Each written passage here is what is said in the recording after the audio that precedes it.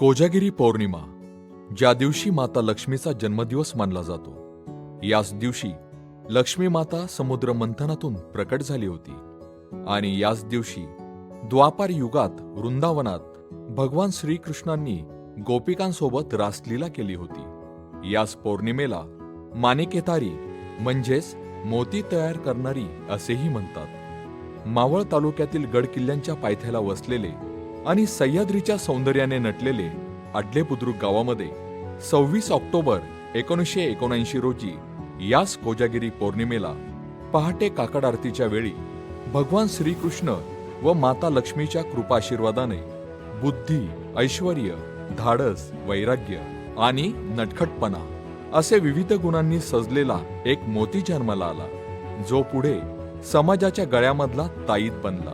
ते म्हणजे आपले गोसेवक माननीय श्री नितीनदादा विष्णू घोटकुले।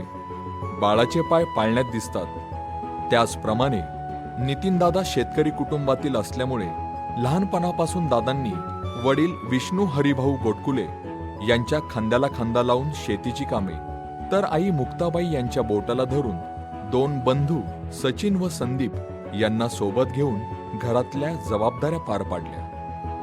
दादांनी त्यांच्या प्राथमिक शिक्षणाच्या वेळेसच एक नवीन कला आत्मसात केली होती, ती म्हणजे गरिबी किंवा पैशामुळे काहीच अडत नाही। जवळ पैसे नसताना बैलगाडी तयार करणे असेल किंवा वडिलांना स्कूटर घेऊन देणे असेल। दुसरी कला लीडरशिप, त्यांच्या मित्रांना एकत्र घेऊन पाण्याची स्कीम असेल, अंतर्गत रस्ता असेल किंवा वेगवेगळे सण साजरे करणे असेल, हे सर्व कार्य करत त्यांचे नेतृत्व समाजात दिसून येऊ लागले व ते 10वीचे शिक्षण पूर्ण होण्यापूर्वीच नितीनचे नितीन दादा झाले। परंतु घरची परिस्थिती नाजूक असल्यामुळे 10वी नंतर ते शिक्षण घेऊ शकले नाही, पण लगेच त्यांनी गाई म्हशी घेऊन दुधाचा व्यवसाय व घरची शेती करू लागले। वडिलांच्या प्रयत्नांमुळे टाटा मोटर्समध्ये अप्रेंटिसशिपमध्ये त्यांची भरती झाली। 1999 साली या काळात जागतिक मंदी आली आणि टाटा मोटर्समध्ये कायमस्वरूपी काम करण्याची संधी त्यांच्या हातातून गेली। परंतु न थांबता ते दुसऱ्यांच्या गाडीवर ड्रायव्हर म्हणून राहिले। छोट्या मोठ्या कंपन्यांमध्ये 6-6 महिन्यांची तात्पुरत्या स्वरूपाची नोकरी करत राहिले। याच कालावधीत 25 फेब्रुवारी 2000 साली त्यांचा विवाह कुमारी कुंदा नथू शिरसट म्हणजेच आपल्या मावळ तालुका सभापती सौभाग्यवती निकिताताई नितीनदादा घोटकुले यांच्याशी झाला। निकिताताईंनी देखील त्यांना त्यांच्या आयुष्यातील प्रत्येक चढ उतारामध्ये पूर्णपणे पाठीमागे उभे राहून घरामध्ये असेल किंवा समाजकार्यात सरपंच ते मावळ पंचायत समितीच्या सभापती पदापर्यंत कार्य करून पतीचे व सासरचे आणि माहेरचे नाव आपल्या कार्यातून मोठे केले। दादा 2004 साली टाटा मोटर्समध्ये कायमस्वरूपी कामगार म्हणून रुजू झाले। इथे त्यांना मी विजेता होणारच या ट्रेनिंग कार्यक्रमाच्या माध्यमातून डॉक्टर उमेश कणकवलीकर सर हे गुरु मिळाले व त्यांची भौतिक जगातील उद्योग व्यवसायाकडे यशस्वी वाटचाल सुरू झाली। 2005 साली मावळ वैभव नागरी सहकारी पतसंस्थेची स्थापना करून ते पहिले चेअरमन झाले। याच दरम्यान 2004 सालापासून दादा इस्कॉन या संस्थेशी जोडले गेले आणि या भौतिक जगाबरोबर दादांचा आध्यात्मिक जगताचा सफर चालू झाला। अध्यात्मामध्ये दादा इतके रंगले, सर्व धामाची यात्रा असेल किंवा देश विदेशातील पर्यटन असेल, आध्यात्मिक गुरु राधाप्रसाद प्रभू, गोपती प्रभू, रघुपती प्रभू, रोहिणी कुमार प्रभू, गोविंद प्रभू तसेच अनेक भक्तमित्र, नवीन उद्योजक मित्र यांच्या सहवासात दादांचे आयुष्य पूर्णपणे बदलून गेले आणि अशातच 2007 साली त्यांना कामावरून काढून टाकण्यात आले। पण थांबेल तो दादा काय, न थकता न थांबता त्यांनी पुन्हा ओम टूर्स अँड ट्रॅव्हल्स नावाने आपला उद्योग व्यवसाय चालू केला।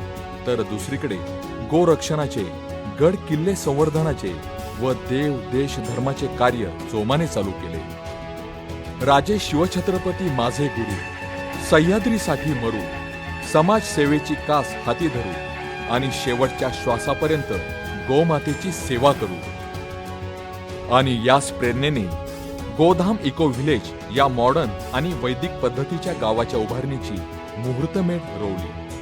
दादांनी गोधाम इको व्हिलेज आडले बुद्रुकमध्ये खालील विभागांमध्ये खूप मोठ्या प्रमाणात काम चालू केले, ज्यामध्ये गोधाम गोशाळा, Godham health care centre, Godham कृषी पर्यटन केंद्र आणि गोधाम रिसॉर्ट्स, गोधाम आध्यात्मिक पर्यटन केंद्र, गोधाम गुरुकुल आनंदी ग्राम, गोधाम ऑर्गॅनिक फार्मिंग आणि organic mall, Godham training centre, Godham sport academy, Godham bird valley, Godham water world ज्यामध्ये 3 तलाव 13 विहिरींची निर्मिती केली, Godham eco village farmer producer company. नितीनदादांनी केवळ गोधामच नाही तर मावळ तालुक्यात देखील राजकारणाच्या माध्यमातून असेल किंवा समाजसेवेच्या माध्यमातून असेल अनेक प्रकारची लोकहितांची कामे केलेली आहेत. दादांची मुख्य ओळख म्हणजे त्यांनी स्वखर्चातून कित्येक ठिकाणी शाळा असेल किंवा गाव जिथे गरज असेल त्या ठिकाणी पिण्यासाठी पाणी, रस्ते, लाईट, शौचालय, शाळांना कॉम्प्युटर, वॉटर फिल्टर, टेबल, खुर्च्या, फोन, फॅन, दप्तर, बूट, कपडे, स्वेटर, शाळेला मैदान, ओटा, जिमचे साहित्य, शालेय साहित्य असेल किंवा वारकरी संप्रदायाला भजनी मंडळाचे साहित्य असेल, पंढरीच्या वारीमध्ये विसाव्यासाठी लागणारी जागा असेल, तंबू, पाण्याची व्यवस्था, कित्येक गावांना मंदिराच्या उभारणीसाठी मदत, कोरोना काळामध्ये अनेक गरजू घरापर्यंत अन्नधान्य पुरविणे, वॅक्सिन पुरविणे, हॉस्पिटलमध्ये मदत करणे, याही पेक्षा खूप साऱ्या क्षेत्रांमध्ये खूप सारी मदत त्यांच्या माध्यमातून झाली आणि त्यातूनच एक नवीन ओळख दातृत्वाचा दादा समाजापुढे आला. एवढेच नाही तर कित्येक वर्ष संस्थांसोबत सामुदायिक विवाह सोहळ्याचे आयोजन करून अनेक नवदाम्पत्यांचे आयुष्य घडवले. नितीनदादांनी मराठी चित्रपट सृष्टीत पु ल देशपांडे यांच्या गोळाबेरीज या कादंबरीतील म्हैस या चित्रपटाची निर्मिती करून उत्कृष्ट चित्रपटाबद्दल सरकारचे अनुदान देखील मिळवले.